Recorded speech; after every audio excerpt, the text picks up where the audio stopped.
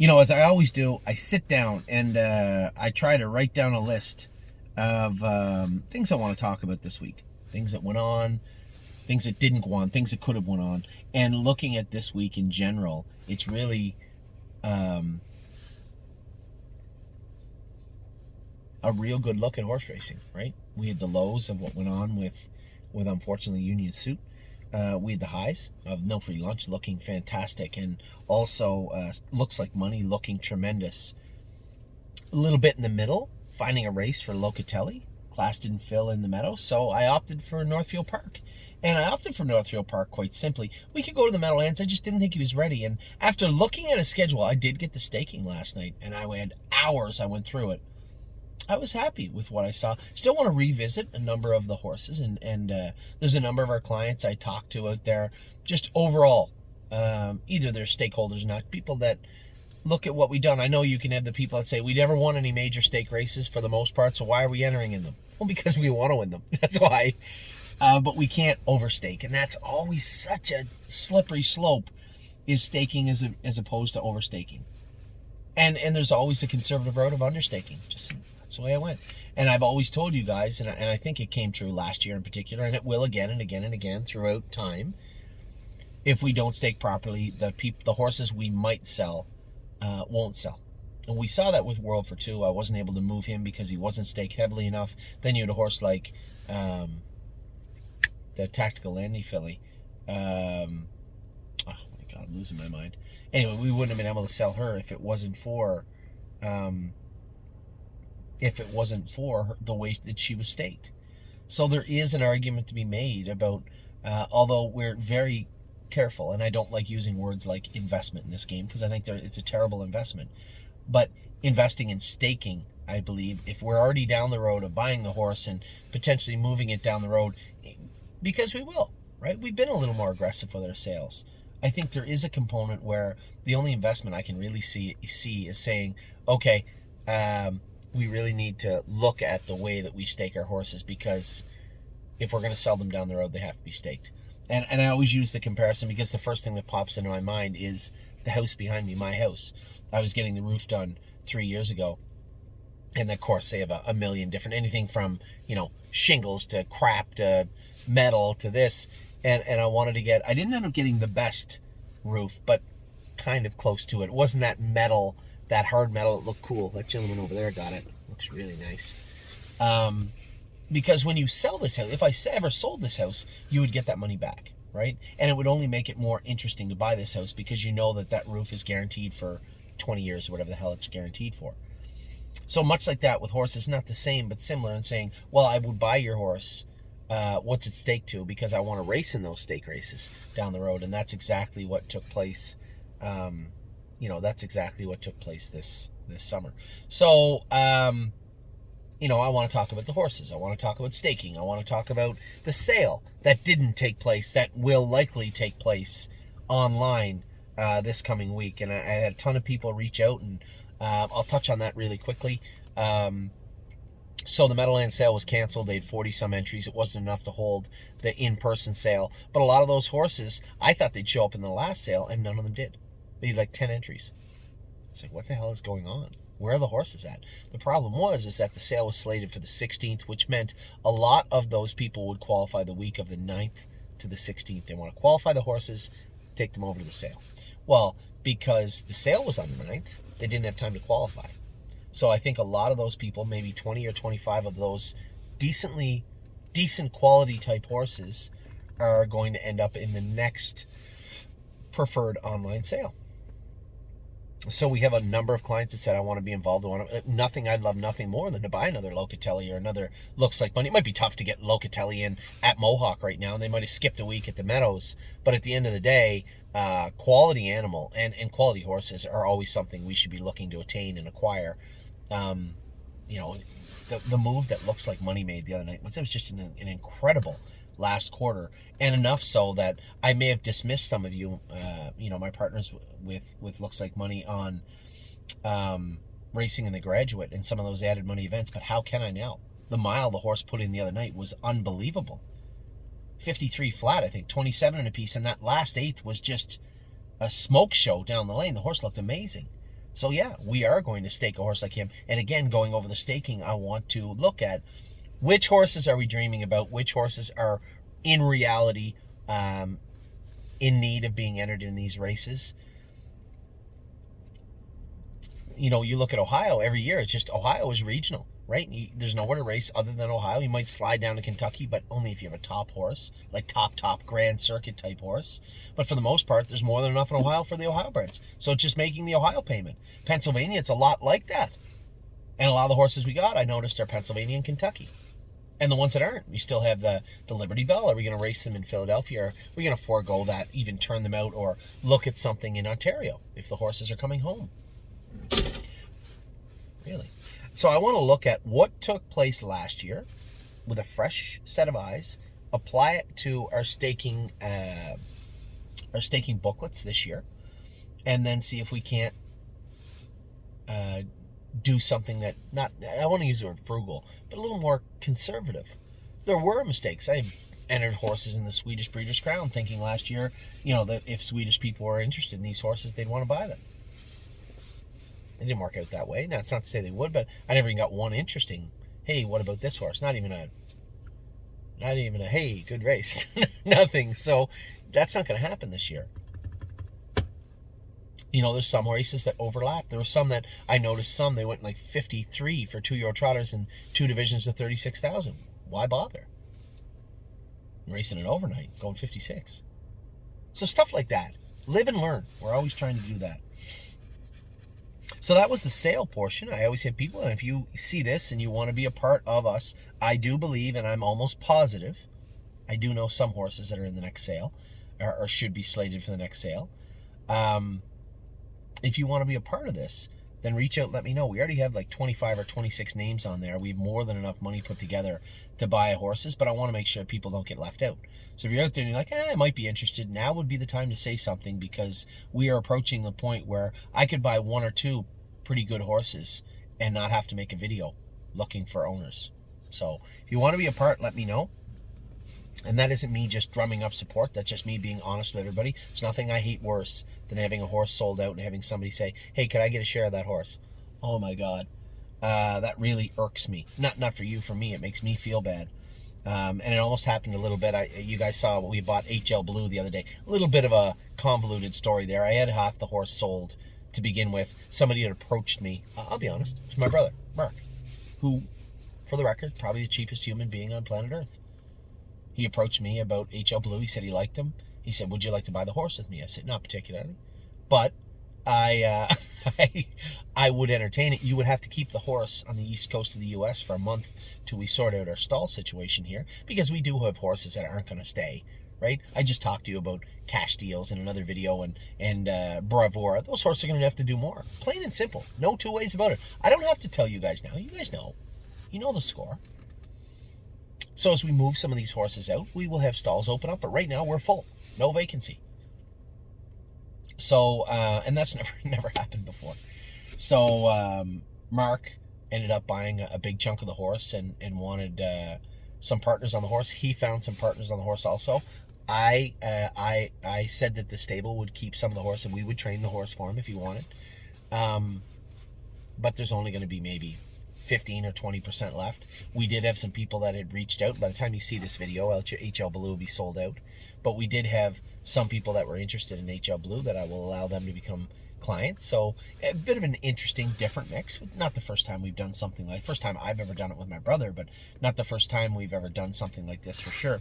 So HL Blue has entered the stable. He's not going to be ready for 2 months. The horse, the thing was, he went for a lot of money for a horse that hasn't raced since July, and it wasn't an injury. You need to know the entire backstory of what went on, and it's a long, convoluted story. It's a good story, but not one we need to talk about. The horse just was given a long rest, and Harry Landy, great guy, really, really nice man, loves his horses, does a great job, independently wealthy, so racing is not, he doesn't care. And, was doing, jumping or dressage or something with them, and playing polo and going to the beach, as one does, when they don't have to worry about money. We all wished we were Harry Landy, I can tell you that. So, the horse just was given a long rest. So he'll be at least 2 months. He's been jogging, it's my understanding, so he'll be at least 2 months getting back to the races. Not a big deal. So, bit of a long game there, and we had some horses that get injured this week, right? Unbeatable Kemp, it was found he had a tiny old line, and it's such an odd thing. We talk about the young horses like Absolute Euphoria end up a little line underneath. No big deal whatsoever. It will be fine in 3-4 weeks. So 2 weeks in the stall to let it kind of solidify. Put her in the pool. Keep her off the track. Put her in the pool. Want to keep her endurance up. So put her in the pool for 2-3 weeks and then re-x-ray just to make sure we are where we want to be, and we will be with her. And this isn't something who's back. Keep in mind, we had this with Stonebridge Ducati. We'll talk about him in a minute. At 2 with one knee, at 3 with the other knee. Just take your time. Those will fill in. It's all about time, especially with knees and things of that nature. It's all those injuries are all time. So knees aren't a big deal at all if you just take the appropriate amount of time and then re-x-ray, re-evaluate as you go along. Don't just say, 3 weeks off and then start back in 3 weeks. Do it right. And that's what we plan on doing with Absolute Euphoria. Now, Unbeatable Kemp is a 4-year-old. He's not a 3-year-old or 2-year-old. So there was an old line there. It was never detected before. And he wasn't really lame on it, but I wanted to give him the full court press. This horse never makes breaks. I know James said I hit the wheel with him. He said, okay, it's my fault. But he didn't hit a wheel the week before. He made a break on his own the week before. So I want to make sure it was going. I was a little surprised to hear there was a line in his knee. But she said Dr. McKee said 3 weeks in the pool. And he'll be, she believes he'll be fine. So, again, make no mistake, Dominic and his crew did such a good job because, much like Mario and his guys last year with Stonebridge Ducati, to know you can do the right thing and seek the right answer, the right path for the horses based on what's best for the horse is not always what takes place in this game. And just so happy that we are allowed, because we have, as I say, the best clients, we are allowed to do what's right. Even a horse like Good As Him broke his foot. Line in his foot. He's going to be off 8 months probably, at least. And honestly, I know how good he is. As long as we look at the x-ray in 2 months and it shows that it's healing in good, I don't care how long it takes. I know how good he is. He's only going to mature. He's only going to come back a good horse. White Tiger broke his foot. Had a little line in his foot at 2. Just a tiny little line in the wing. Low Free Lunch broke his foot at 3. Tiny little line. This line's a little more severe than those two and a lot less than 3 Point Blue Chips was. But nevertheless, it will heal at the right time. I'm sure it will. And then Holding the Tone, one of the injuries that bother me most is soft tissue, and he ended up injuring his other leg, which happens sometimes when you come back from, just frustrating because he was so good. We were just prepping him to go a big mile and come up with this weird, he ended up with a hole in his suspensory. So, we're going to, again, do what we can with him. I think blister it, cool it out, cryo it. And that's over 2 weeks stall rest, probably. And then I think Mike said maybe turn him out. I think maybe turn him out for a couple of weeks until those scabs heal. So when they put the cryo gun on that suspensory, it literally creates a scar inside and creates a little scab. It'll heal up and fall off. You'll see the white dots on the horse's curbs or on splints. That's a cryo gun. That's a cryo machine. And when the hair grows in, it grows in white. That's the way it is. So we'll probably cryo it, and when those scabs start to come off, rather than turn him back out in the field, I think I want to put him in the pool. I want to put him in the pool, keep his endurance up. He's just such a big horse. I don't think we can start from scratch and bring him back with that suspensory behind. I just don't think it'll happen. So I'd said to Mike, we'll look along the way after the scabs heal up. There's no point putting an ultrasound on at that point because there's going to be a lot going on in there. A lot of reconstruction, I guess. So maybe put him in the pool for 2-3 weeks and then re-ultrasound to see where we're at. Reevaluate. And that's what we're going to do with him. And that's unfortunate, but it happens. So that's what went on, the bad side of what went on this week for the most part. The good things were the way the horses raced. I roughed up Sintra last week, and football's on all day today. I love baseball. I love football. I'm not a huge hockey guy. Being from Canada, being from PEI, my brothers, James and Curtis, love watching hockey. I don't mind it, but I'm more of an NFL guy. I'm a football guy, and first and foremost, Major League Baseball. I love baseball. I love football, and I do like hockey, but I wouldn't stay home and not drive Sintra on a cold night because of hockey. How's that? But I will because I want to watch a football game with my wife. I have to go to Northfield Park tomorrow. I was away for 4 days this week, and quite frankly, I benched myself. The way I drove Sintra the other day was unacceptable from my point of view. And certainly probably Harry's and maybe my partner's on Sintra. So Jody Jameson, who made most of the $1.7 million with Sintra, was made with Jody sitting in the bike. So I think him being reunited with him is kind of cool tonight too. So he's going to drive Sintra. Has had a great, I don't have to tell you how good Sintra's been for us. Looks Like Money was incredible the other day. He was absolutely airborne on the end of the mile. That horse really changed my mind from, I just don't know if he's the graduate type, to, yeah, we got to get this guy in the graduate. And I got no problem saying I was wrong, and happily wrong, because I just didn't think I was leaning towards that, and then it turned out to be, how can't you? He went from me saying staking will be low on a horse like Looks Like Money to, I'm going to tell you right now, $6,500 US. I believe that's your first month of staking for Looks Like Money, if I'm not mistaken, if my memory serves me. If we're going to put him in the graduate, he has to race in the proper races, and I think the first payment is $6,500 US, which, considering how good he's looked, I don't think it's a big deal. Locatelli, second in the Meadows twice. I got roughed up.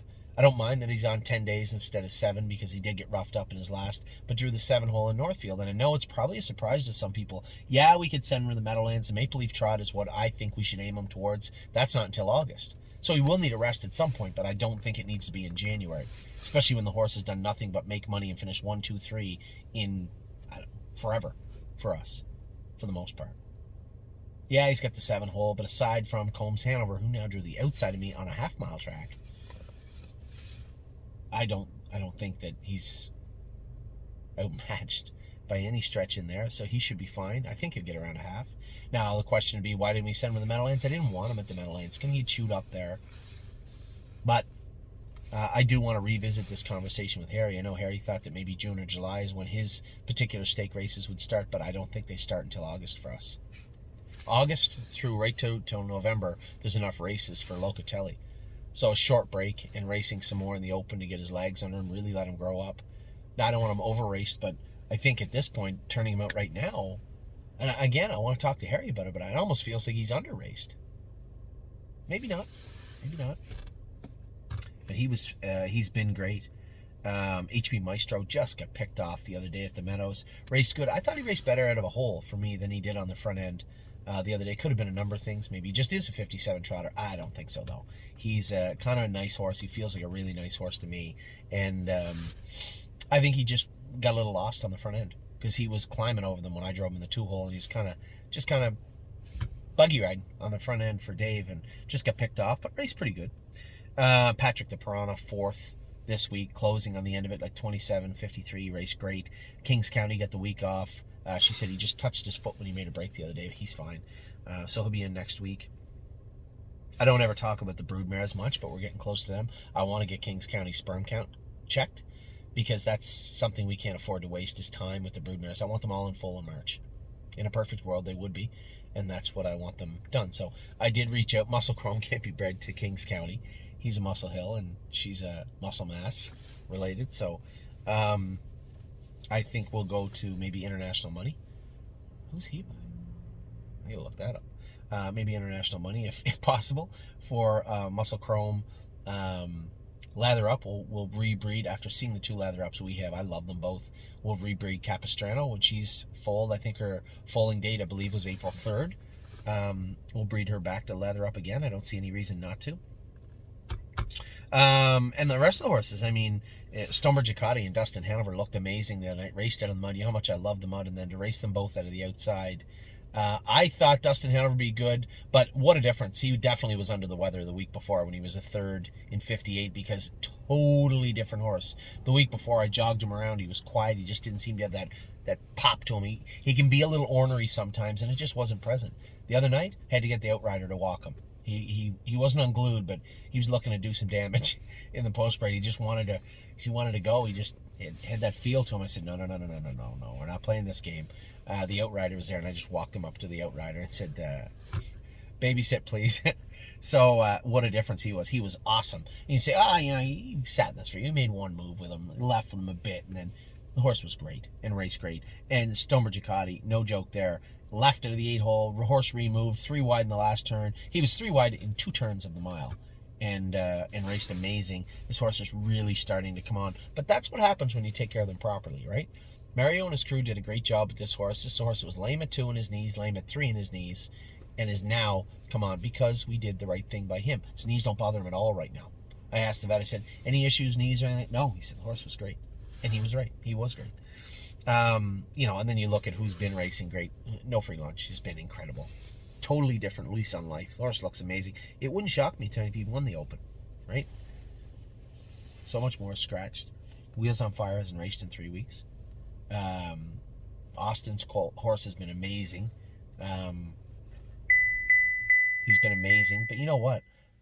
If No Free Lunch is within 3 lengths of that horse that had a lane, I think he's a winner. I could be wrong. I guess we'll see. This video is being made beforehand. And then Cinter's no slouch either. He's still paced 27 and a piece on the end of it the other night after getting roughed up pretty good. J.K. Mickey Mantle, race, stay close. I told you guys. You know what? I told you guys, I said quietly, he's going to win. I felt like, did you ever watch the movie, I think it was Zero Dark 30, the one about Bin Laden, and the guy says, percentage that this is Bin Laden, the guy says 60%. I'm a soft 60, maybe 70, I'm 80, and then the girl stands up and said 100%. 100% is Bin Laden. I saw it the other night. I watch a lot of movies when I can. And I thought about that. Somebody said, stay close, got a shot. Yeah, he's got a shot. 100%. He's a winner. I thought, he didn't look like 100% a winner down the lane. He looked beat. But he come back on and race good. He's up in a little tougher this week. James jumped off him. I'm going to drive him from the rail on Monday. But the horse was a winner. And if you go back and look at what I'm talking about, his gait, the horse just looks so much better. It is such a minor little thing we tinkered with. It's really hard to believe that he was that good. But he was. Who else racing? J.K. Mickey Mantle continues to race pretty good. Raced pretty good the other day. I think he was he fourth? But he's been racing good all along. Matt's MVP, as I said earlier, sitting on an okay mile. I don't think he's sitting on a giant mile. I think he's sitting on an okay mile. He might be sitting on a sail, is what he's sitting on. I like the horse, but it feels to me he might be getting tired, and I really can't explain that. But he was really good, come out swinging, winning 55, his second start, or third start, fourth, whatever. But lately he's just kind of been present, and that's where he felt too. Resolute Bay has been incredible. He's in Monday with White Tiger, who also has been awesome. I don't know who'll win. It looks like money gobbled up Tiger late in the stretch last week. Tiger wasn't awesome. He was just good. And if he happens to throw in an awesome mile one of these days, he's going to find his way to the winner's circle, but he's been racing great and continues to race great. And then obviously very happy with our qualifiers today. I talked about Blue Tesla a little bit. Procrastinator. James said last week he was okay schooling and then came up with a qualifier 58, come 27 and a piece on the end of it, but looked like a good horse doing it today. I think this horse is in for a real run forward when he gets him right. I don't even think he's close to 100% endurance-wise, but I think he's getting there. If they race him, James is going to cover him up his first couple of starts, but make no mistake, mark my words, within 3 starts, Procrastinator will be getting his picture taken. I believe that. And a horse that I continue to tout, and he's going to burn all my credibility between here and the end of the year, is Eldest Patrick. I told everybody, he ran the other day, the rail. All right. Not a good spot for Eldest Patrick. I put him behind the car. 5-hole today. Blasted him to the front and beat a bunch of pacers. 55 and a piece on a day that was off. At least a second off. Huge mile for Eldest Patrick today. And I said to Dominic pulling up, and I said to James after, I said, it must have been the rail. He goes, I don't know. He said, he shouldn't have run. So I think this week, and I'm going to put James on again. I told Dominic, he goes, maybe you should drive him. I said, if I have to drive him, I'll drive him. But James did win with him 4 or 5 starts back. It's not like he can't win. He won with him a number of times last year. Just time him into the gate. We don't put his nose in the gate until we get his confidence up a little higher. Just time him into the gate, let him trot out with the gate. That's what I did today, and he was awesome. So I'm going to say, especially dropping way down in class, this is a horse that's going to be one to watch. And in fairness, I told you 1, maybe 2 weeks last week. I didn't tell you to win this week. I said 1, maybe 2 starts. Now he's ready to rock. Now I think Eldest Patrick is ready to do some damage. And a horse that we don't talk much about, but qualified amazing the other day. And not a fast mile, but looked good doing it, was Perlucky. So I think Perlucky's probably going to race at Northfield Park this week. I'm toying with the idea. I want to talk to Jason and Tim a bit more about racing Stonebridge Academy and potentially Dustin Hanover over at the Meadows. I'm much more interested in Hecate than Dustin. Dustin's been there. I like what we're doing with Dustin. He's raced 4 starts in a row, I think. A week off's not going to kill him, if I'm not mistaken. I'd be much more interested in HP Maestro Stumbridge Hecate racing at the Meadows this week. But if there is a clear path for Dustin Hanover, I wouldn't say never. So we'll see how that plays out also. So we talked about all the race horses. I'm sure I always forget somebody, 1 or 2 horses here and there. We got some horses that are getting closer, training down good. I like the way that Horn Player trained today. I like the way that Gandalf the Black trained. Now, Landing Pad made a break on me deep in the stretch. I know exactly what he's doing. Don't worry about it. We'll fix it this week. They're all getting closer. I would say February 1st for Horn Player, or February 1st-ish, around there. I would say getting closer with Gandalf. Neither of them have to be ready February 1st, so it's not the end of the world. Same with Landing Pad, but they're starting to look good. Jason has Tailgate Buzz, Austral Hanover, Cutie Cumber training in the Meadows. We have horses coming back in this week. I think all of our horses turned out will be coming back in this week. Red Overbox had his 4 weeks, I believe. If he hasn't, then he'll get another week, but I believe this is 4 weeks. He'll be coming back in soon. Brace for Landing will be coming in Pennsylvania. There's 7 to come out of the field in Pennsylvania, and I think 3 to come out of the field here. We have brought Ali Baba and AC Swan back, and Per Lucky back, as you know now, and we'll talk about the other 2 under the yearlings, 2-year-old section this week. I am super impressed with the way James Eaton sent back our horses. That is how horses are supposed to return from the field, or return during training, or come to your barn. They look amazing. Per Lucky was awesome. Those 2 fillies are giants, and they don't start till September. So we might just train them down to 240 and out to the field for a month to let them fill out. They'll definitely see some field time before they race as 2-year-olds, but I don't really care. September's fine with me. They are giants. Very, very, very big horses. So happy with him. Happy with the way the horses are racing. Really excited about the new sale coming up for Preferred Equine Online next week. It closes on Wednesday. Today's what, the 14th? 18th. It must be around the 18th, 23rd. I'd say the 23rd-ish will be the sale for Preferred Equine. Super happy with the babies today. I know, I apologize, the view was high. I'm just very concerned about spooking somebody else's horses.